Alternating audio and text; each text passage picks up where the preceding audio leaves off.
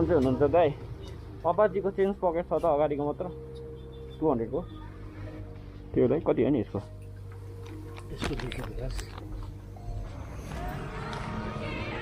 so RTR 200 change pocket पाए 13 fit वाला है हाम्रो स्टक एनएसमा चाहिँ 14 फिट हुन्छ नि त स्टकमा अनि त्यही भएर म चाहिँ 13 फिट हाल्नु लाग्यो क्या किन भन्दाखेरि 13 फिटले चाहिँ पिकअप बढाउँछ क्या 14 अनि 15 फिटले चाहिँ 24 फिट है हाम्रो 40 हुन्छ स्टक हो त्यसले पिकअप र एक्सिलरेसन चाहिँ कम्पनीले रेसियो मिलाएर दिन्छ सो है मैले चाहिँ एबिएन जेनेम्पार भन्नेवाला कम्पनीको चेन्ज पकेट युज गर्दैछु अपाची आरटीआर 200 को यो चाहिँ हाम्रो 13 फिटवाला हो होइन अब यो ऱ्यापर मैले खोलिसकेँ चेक गर्नलाई खालि होइन यो चाहिँ नोकले हो जस्ट टेस्टको लागि लिएर 13 फिट है त यो चाहिँ टक्क के मिल्छ अरे कि let's see so change pocket चाहिँ यहाँ हुन्छ है यस्तरी सो हामी यो खोल्दैछौँ पहिला लेट्स ओपन इट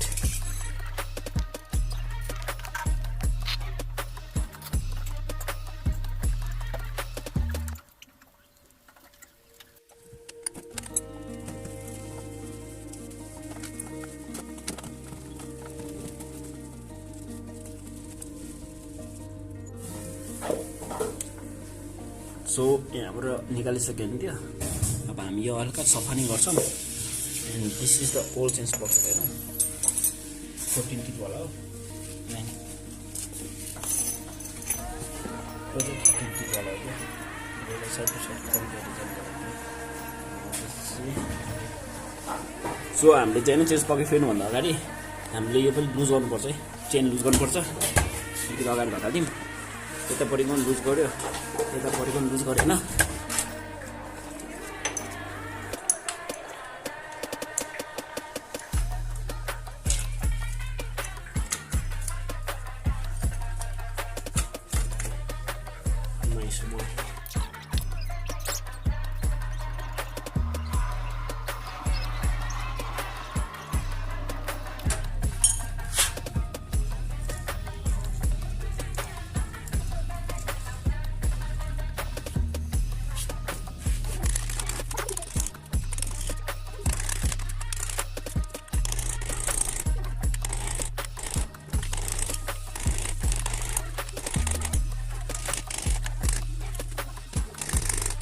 सो सब पुरा फिटिङ भयो है अब यो पनि चेन पनि एडजस्ट गरेँ